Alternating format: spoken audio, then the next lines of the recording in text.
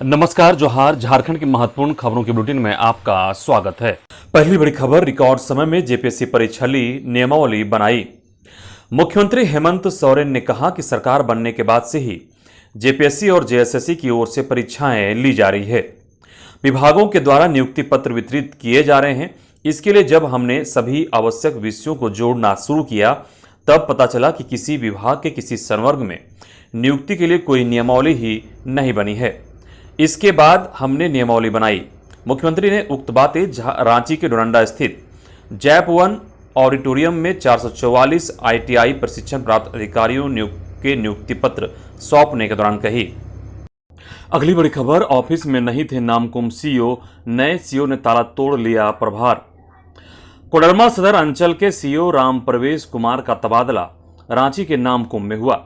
यह आदेश शुक्रवार रात 10:30 बजे जारी हुआ। वे शनिवार सुबह 11 बजे प्रभार लेने पहुंच गए। उस समय नामकुम सीईओ प्रभात भूषण ऑफिस में नहीं थे। राम प्रवेश ने प्रभात भूषण को फोन कर जानकारी दी। प्रभात ने कहा कि वह दोपहर 3 बजे तक आएंगे, रिपोर्ट बनाकर रखें। राम प्रवेश ने 2:15 बजे तक उनके आने का इंतजार किया, फिर 2:30 बजे कर्मचारी को बुलाकर ताला तोड़ने का निर्देश दे दिया। कर्मचारी को हथौड़ी नहीं मिली तो राम प्रवेश ने ईंट से ही ताला तोड़ने को कहा। इसके बाद ईंट से ताबड़तोड़ प्रहार कर ताला तोड़ दिया और खुद ही प्रभार ले लिया। अगली बड़ी खबर, राज्यकर्मियों की उम्र सीमा 62 वर्ष करने की तैयारी। झारखंड में विधानसभा चुनाव से पहले हेमंत सोरेन सरकार राज्य कर्मियों के हित में बड़ा फैसला ले सकती है। राज्य कर्मियों की सेवानिवृत्ति की उम्र 60 साल से बढ़ाकर 62 साल कर सकती है। मुख्यमंत्री हेमंत सोरेन के स्तर पर इस प्रस्ताव पर विशेष मंथन चल रहा है। सूत्रों की माने तो इस प्रस्ताव की स्वीकृति के लिए सरकार मंत्रिपरिषद की विशेष बैठक बुलाने पर भी विचार कर रही है। अगर ऐसा होता है तो हेमंत सरकार राज्य गठन के बाद पहली सरकार होगी जो 5 साल के कार्यकाल में राज्य कर्मियों के हित में दूसरा बड़ा फैसला लेगी। इससे पहले सरकार राज्य कर्मियों के लिए पुरानी पेंशन योजना लागू कर चुकी है। अब इस संभावित फैसले से राज्य कर्मी 2 साल और नौकरी का लाभ ले पाएंगे। अगली खबर, रांची हजारीबाग डीसी से जेएसएससी ने मांगी रिपोर्ट। झारखंड कर्मचारी चयन आयोग ने संयुक्त स्नातक स्तरीय प्रतियोगिता परीक्षा में अनियमितता की शिकायत पर रांची और हजारीबाग के उपायुक्त से रिपोर्ट मांगी है। सीजीएल परीक्षा में अनियमितता की शिकायत की जांच कर रही जांच कमेटी के अध्यक्ष सह जेएसएससी के सचिव सुधीर गुप्ता ने परीक्षा में अनियमितता पर रांची और हजारीबाग के उपायुक्त से राज्यपाल को अभ्यर्थियों द्वारा की गई शिकायत के बिंदुओं पर जांच कर 24 घंटे के अंदर रिपोर्ट देने को कहा है। आयोग के सचिव ने रांची के शिकायत पत्र में कहा गया है कि हिंदू हाई स्कूल हजारीबाग में कमरा संख्या 4 में एक पुलिस अधिकारी एक लड़की को उत्तर लिखा रहे थे। एक लड़की ने वॉइस मैसेज के माध्यम से इसकी जानकारी शिकायतकर्ता अभ्यर्थियों को दी है। उन्होंने इस बिंदुओं पर भी जांच कर रही रिपोर्ट देने को कहा है। सचिव सुधीर गुप्ता ने आयोग में शिकायत करने वाले 6 शिकायतकर्ताओं को एक बार फिर पत्र भेजकर साक्ष्य के साथ आने को कहा है। अगली खबर, जेएसएससी को 13 सीट आरक्षित रखने का निर्देश।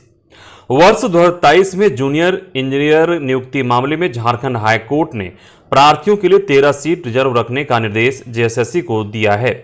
राज्य सरकार के विभिन्न विभागों में जूनियर इंजीनियर के 1268 पदों पर नियुक्ति को लेकर जेएसएससी ने विज्ञापन निकाला था। परीक्षा नियमावली के तहत अंतिम रूप से सफल अभ्यर्थियों को ही दस्तावेज सत्यापन के लिए बुलाया जाना है, लेकिन प्रार्थियों को भी बुलाया गया था। बाद में प्रार्थियों के रिजल्ट को बिना कारण बताए लंबित रखा गया। इसके बाद जेएसएससी ने प्रार्थियों की जगह दूसरे अन्य अभ्यर्थियों को दस्तावेज सत्यापन के लिए बुलाया। इसे लेकर प्रार्थी नितेश कुमार एवं अन्य हाईकोर्ट चले गए। अगली बड़ी खबर, कोडरमा में चल रहे चौकीदार बहाली दौड़ में शनिवार को 2 अभ्यर्थी बेहोश हो गए। बताया जाता है कि लिखित परीक्षा में पास हुए अभ्यर्थियों की चंदबारा में दौड़ की परीक्षा हो रही थी। चौकीदार बहाली दौड़ के लिए सभी अभ्यर्थियों को 6 मिनट में 1600 मीटर की दौड़ लगानी थी। इस बहाली प्रक्रिया में दौड़ लगाने के क्रम में 2 अभ्यर्थी अचानक बेहोश होकर गिर गए, जिन्हें प्रशासन और मौके पर उपस्थित स्वास्थ्य कर्मियों की मदद से एम्बुलेंस के माध्यम से सदर अस्पताल लाया गया। सदर अस्पताल में बेहोश हुए युवक और युवती का इलाज जारी था। अगली बड़ी खबर, पारा शिक्षकों की आकलन परीक्षा की प्रक्रिया हुई शुरू। राज्य में सहायक अध्यापक की द्वितीय आकलन परीक्षा की प्रक्रिया शुरू हो गई। झारखंड एकेडमिक काउंसिल ने आवेदन जमा करने की तिथि घोषित कर दी है। शिक्षक 1 से 26 अक्टूबर तक आवेदन जमा कर सकते हैं। आवेदन जैक की वेबसाइट www.jac.jharkhand.gov.in/जैक के माध्यम से जमा होगा। अनुसूचित जाति, अनुसूचित जनजाति एवं दिव्यांग अभ्यर्थियों के लिए परीक्षा शुल्क 500 रुपये एवं अन्य वर्ग के अभ्यर्थियों के लिए परीक्षा शुल्क 750 रुपये निर्धारित किया गया है। राज्य के वैसे पारा शिक्षक जो झारखंड शिक्षक पात्रता परीक्षा पास नहीं है, उनके लिए आकलन परीक्षा का प्रावधान किया गया है। अगली खबर, राज्य के पारा शिक्षकों बीआरपी सीआरपी को दुर्गा पूजा के पहले मानदेय। राज्य के पारा शिक्षकों बीआरपी सीआरपी को दुर्गा पूजा के पहले सितंबर माह के मानदेय का भुगतान होगा। हेमंत सरकार दुर्गा पूजा के पहले मानदेय भुगतान को लेकर विभाग को निर्देश दे चुके हैं। ज्ञात हो कि 3 अक्टूबर से नवरात्र शुरू हो रहा है। 3 अक्टूबर दिन गुरुवार को कलश स्थापना के साथ ही नवरात्र की शुरू होगी। इस दिन सभी विद्यालय में भी अवकाश रहेगा। माह के पहले सप्ताह के कर्मियों को मानदेय विलंब भुगतान से पूजा के पर्व में तैयारियों में परेशानी हो सकती है, इसलिए विभाग भी दुर्गा पूजा के पहले राज्य के सभी पारा शिक्षकों बीआरपी सीआरपी के मानदेय भुगतान को लेकर प्रयासरत है। शिक्षा विभाग द्वारा इस संबंध में संबंधित अधिकारियों व जिलों को 30 सितंबर तक डाटा अपलोड करने का सख्त निर्देश जारी की है। अगली बड़ी खबर, बोर्ड परीक्षा के लिए स्कूलों में सीसीटीवी अनिवार्य, जहां कैमरे नहीं वहां नहीं बनाया जाएगा परीक्षा केंद्र। सीबीएसई बोर्ड की ओर से 10वीं व 12वीं बोर्ड में परीक्षा केंद्रों के लिए स्कूलों में सीसीटीवी कैमरा अनिवार्य कर दिया गया है। इसके लिए बोर्ड की ओर से सीसीटीवी पॉलिसी भी जारी की गई है। इसके अनुसार जिन स्कूलों में परीक्षा केंद्र बनाए जाएंगे, सभी स्कूलों में क्लोज सर्किट टेलीविजन की सुविधा होनी चाहिए। यदि किसी विद्यालय में सीसीटीवी की सुविधा नहीं होगी तो उस विद्यालय को परीक्षा केंद्र नहीं बनाया जाएगा। बोर्ड की परीक्षाएं सुचारू रूप से संचालित करने के लिए सीबीएसई की ओर से सीसीटीवी पॉलिसी तैयार की गई है, जो 2025 के बोर्ड परीक्षा से लागू होगी। इधर झारखंड के आदर्श विद्यालयों में कल से अर्धवार्षिक परीक्षा। राज्य के 80 मुख्यमंत्री उत्कृष्ट विद्यालय व 325 प्रखंड स्तरीय आदर्श विद्यालय में अर्धवार्षिक परीक्षा 30 सितंबर से शुरू होगी। स्कूली शिक्षा एवं साक्षरता विभाग ने परीक्षा लेने की जिम्मेदारी झारखंड एकेडमिक काउंसिल को दी है। कक्षा 8वीं की परीक्षा 30 सितंबर को होगी, वहीं कक्षा 9वीं व 10वीं की परीक्षा 1 अक्टूबर एवं 11वीं व 12वीं की परीक्षा 4 व 5 अक्टूबर को होगी। अगली खबर, मंत्री इरफान अंसारी ने की ऊर्जा विकास श्रमिक संघ की बैठक, आउटसोर्स विद्युत कर्मियों के मसले पर बनी सहमति। ग्रामीण विकास मंत्री इरफान अंसारी ने झारखंड ऊर्जा विकास श्रमिक संघ के अध्यक्ष अजय राय के साथ संयुक्त प्रेस कॉन्फ्रेंस आयोजित की। इस दौरान अंसारी ने कहा कि पूरे राज्य के विभिन्न विभागों में आउटसोर्स व्यवस्था से मुख्यमंत्री दुखी हैं। इसके समाधान की दिशा में वह कोई उचित कदम उठाएंगे, इस बात का भरोसा दिलाया। उन्होंने कहा कि सरकार की प्राथमिकता है आउटसोर्स खत्म हो और उसको लेकर प्रयास होगा, हम करेंगे। अगली खबर, मुगमा कोलवरी का मैनेजर प्रवीण 20,000 रुपये घूस लेते गिरफ्तार। धनबाद ईसीएल मुगमा क्षेत्र के श्यामपुर बी कोलवरी के मैनेजर प्रवीण मिश्रा और बिचौलिया जनरल मजदूर गौर रवानी को धनबाद सीबीएसई की टीम ने शुक्रवार की देर रात 20,000 घूस लेते गिरफ्तार किया। धनबाद जिले के निरसा मुगमा गेस्ट हाउस में दोनों से रात भर पूछताछ की गई।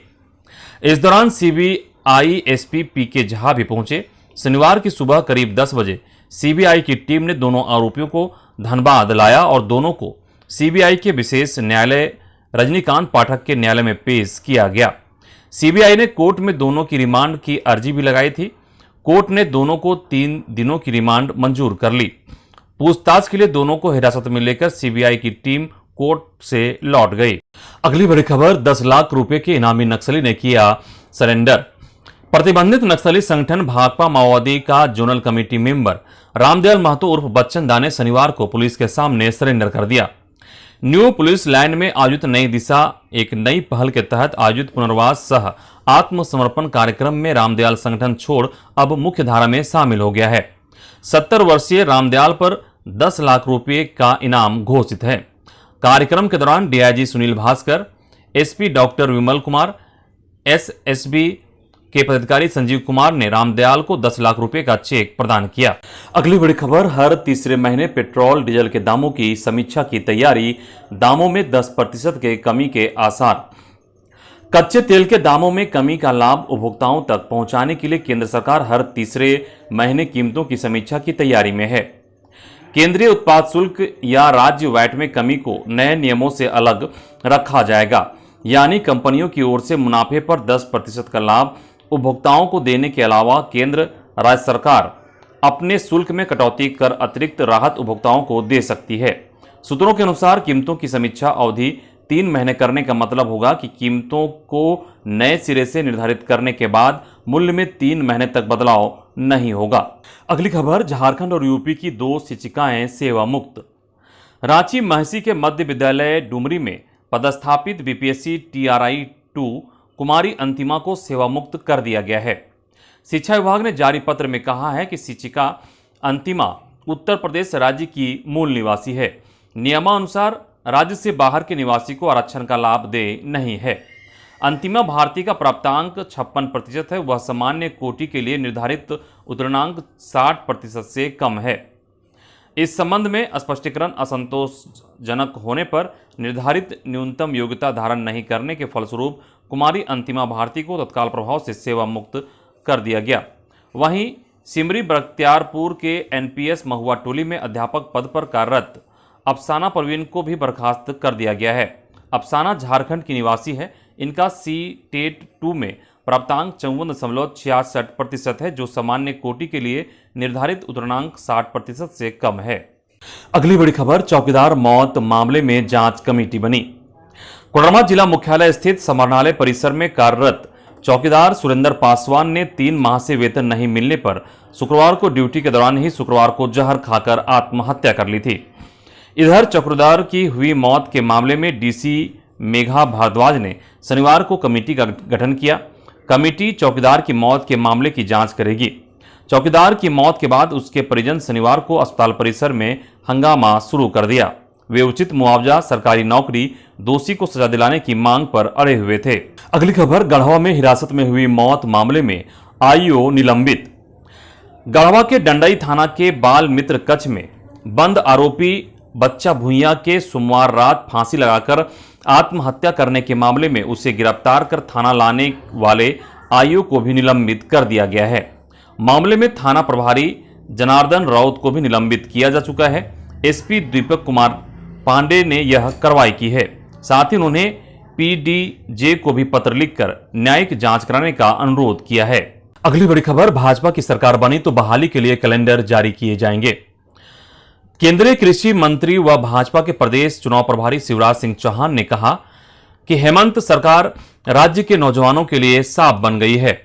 उत्पाद सिपाही की नौकरी की तलाश में घर से निकले 15 बेटे वर्दी की जगह कफन ओढ़कर लौटे।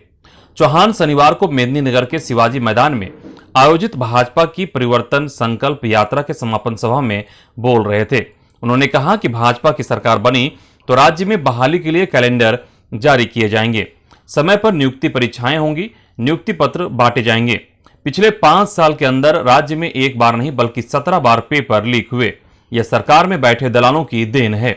उन्होंने कहा कि झारखंड को संकट से उबारने के लिए, बेटी रोटी और माटी को बचाने के लिए पलामू की जनता संकल्प ले कि वे इस सरकार को उखाड़ फेंकेगी। वहीं केंद्रीय मंत्री ने घोषणा की कि भाजपा की सरकार बनने पर अरहर के एक दाने को सरकार समर्थन मूल्य पर खरीदेगी। उन्होंने कृषि मित्रों का भी संज्ञान लिया। कहा, युवाओं को रोजगार मिलने तक 2000 रुपये प्रति महीने दिए जाएंगे। सभा की अध्यक्षता जिलाध्यक्ष अमित तिवारी व संचालन महामंत्री ज्योति पांडे ने की। इधर कांग्रेस के मैनिफेस्टो में पेशा कानून लागू करना, जल, जंगल और जमीन की रक्षा पर होगा फोकस। कांग्रेस प्रदेश मैनिफेस्टो कमेटी की शनिवार की अहम बैठक हुई। इसमें शामिल आदिवासी संगठनों के प्रतिनिधियों ने हर हाल में जल, जंगल और जमीन की सुरक्षा सुनिश्चित करने पर बल दिया। साथ ही पेशा कानून लागू करने का वादा भी कांग्रेस के घोषणा पत्र में शामिल करने की सलाह दी। इसी तरह विभिन्न NGO और सामाजिक संगठनों के प्रतिनिधियों ने राज्य सरकार की जनता से जुड़ी विभिन्न योजनाओं की सोशल ऑडिट कराने की भी सलाह दी।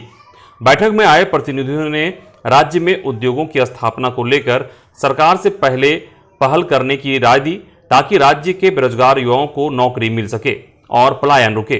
खेल संगठनों के प्रतिनिधियों ने सुझाव दिया कि खेल पर विशेष ध्यान दिया जाए। राज्य में खिलाड़ियों की कमी नहीं है, जरूरत है उन्हें प्रोत्साहित और उन्हें साधन सुविधा उपलब्ध कराने की। वहीं शिक्षा के क्षेत्र में भी व्यापक सुधार लाने की सलाह दी गई ताकि खास तौर पर सरकारी विद्यालयों में शिक्षा की गुणवत्ता में ज़्यादा से ज़्यादा सुधार हो सके। इसका सबसे ज़्यादा लाभ राज्य के गरीबों के बच्चों को मिल सकेगा। अगली बड़ी खबर, 577 अवर निरीक्षकों का ट्रांसफर। पुलिस मुख्यालय ने राज्य के विभिन्न जिलों एवं पुलिस इकाइयों में पदस्थापित 577 पुलिस अवर निरीक्षकों की ट्रांसफर पोस्टिंग की है। गत 13 और 23 सितंबर को हुई शिकायत कोषांग की बैठक में की गई अनुशंसा के आधार पर ये तबादले किए गए हैं। संबंधित लोगों ने तबादले को लेकर अपना आवेदन दिया था। पुलिस मुख्यालय ने इससे संबंधित आदेश जारी कर दिया है। अगली बड़ी खबर, डीओ ने स्कूल प्रबंधक और प्राचार्य को किया सो कॉज। जिला मुख्यालय के चिनिया रोड स्थित संत पॉल एकेडमी में 9वीं के छात्र का हथियार के साथ स्कूल पहुंचने का मामला प्रकाश में आने के बाद उपायुक्त शेखर जमुआर के निर्देश पर जांच शुरू की गई। डीओ ने शनिवार को स्कूल का निरीक्षण किया।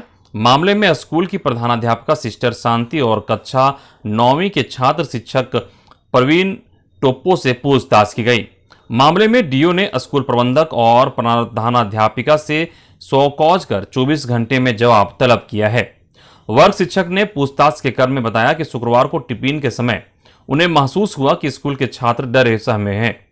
उन्हें किसी छात्र के पास कुछ होने की शंका हुई। उसके बाद सभी बच्चों के बैग की जांच की गई।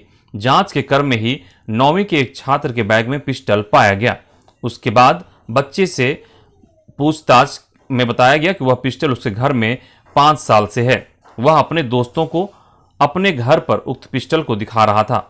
गलती से पिस्टल उसके स्कूली बैग में रखा गया। अगली खबर, झारखंड में अलकायदा के 6 और संदिग्ध, सबूत जुटा रहा एटीएस। झारखंड में आतंकी संगठन अलकायदा इंडियन सब कॉन्टिनेंट के 6 और संदिग्ध सक्रिय हैं। इस खुलासे के बाद झारखंड एटीएस ने उनकी तलाश तेज कर दी है।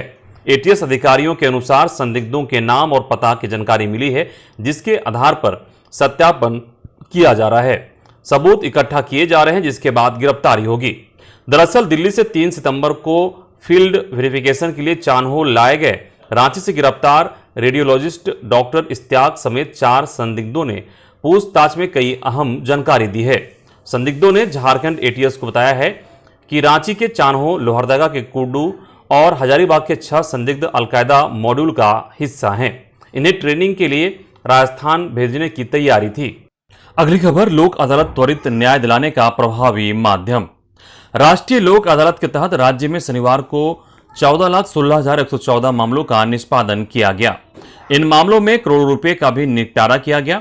हाईकोर्ट से लेकर मंडल न्यायालयों में राष्ट्रीय लोक अदालत लगाई गई थी। अगली बड़ी खबर, एआई कर्मियों को अब 1500 की जगह 6,000 रुपए प्रति माह देने की तैयारी। पशुपालन विभाग की नौकरियों में भी मिलेगा वेटेज। राज्य के कृत्रिम गर्भधारण कार्यकर्ताओं एआई वर्कर के मामले में कृषि पशुपालन विभाग झारखंड ने सकारात्मक रूप दिखाया है। लंबे समय से एआई कर्मी सरकार से मानदेय बढ़ाने सहित 4 प्रमुख बिंदुओं को लेकर आंदोलनरत थे। इसके बाद विभागीय मंत्री दीपिका पांडे सिंह और पशुपालन निदेशक किरण पासी जेएसआई के सीईओ के साथ हुई वार्ता के बाद उनके मामले में महत्वपूर्ण फैसले लिए गए हैं। झारखंड स्टेट इंप्लीमेंट एजेंसी ने एआई कर्मियों के प्रतिनिधियों संग बैठक की। एआई कर्मचारी संघ अध्यक्ष अजय कुमार मिश्रा ने बताया कि जेसीआईए के पदाधिकारियों संग 4 प्रमुख बिंदुओं पर वार्ता हुई है, जिससे अगले 2 सप्ताह में एआई कर्मियों के लिए बड़ी खुशखबरी आ सकती है। अगली खबर, पलामू के राष्ट्रीय लोक अदालत में सुलझा पति पत्नी के बीच 3 साल पुराना विवाद। पलामू कुटुंब न्यायालय में पिछले 3 वर्षों से चल रहे पति पत्नी के विवाद का सुखद अंत हुआ। राष्ट्रीय लोक अदालत के माध्यम से कुटुंब न्यायालय के प्रधान न्यायाधीश संजीव कुमार दास के प्रयासों से पति सुग्रीव विश्वकर्मा और पत्नी अनीता देवी के बीच समझौता हो गया। दोनों ने एक दूसरे को माला पहनाकर गले लगाया और साथ में घर लौटने का फैसला लिया। अगली बड़ी खबर, हो भाषा को 8वीं अनुसूची में शामिल कराने तक चैन नहीं। गांडे की विधायक एवं मुख्यमंत्री हेमंत सोरेन की पत्नी कल्पना सोरेन ने कहा कि हो भाषा को संविधान की 8वीं अनुसूची में शामिल कराने के लिए झामुमो निरंतर प्रयासरत है। जब तक हो भाषा को संविधान की 8वीं अनुसूची में शामिल नहीं हो जाता, हम लोग चैन से नहीं बैठेंगे। वे शनिवार को मंझगांव विधानसभा के कुमार डुंगी में मैया सम्मान योजना यात्रा के दौरान आयोजित सभा को संबोधित कर रही थी। उन्होंने कहा कि मैया सम्मान योजना महिलाओं को आर्थिक रूप से मजबूत बनाने के लिए लाई गई है।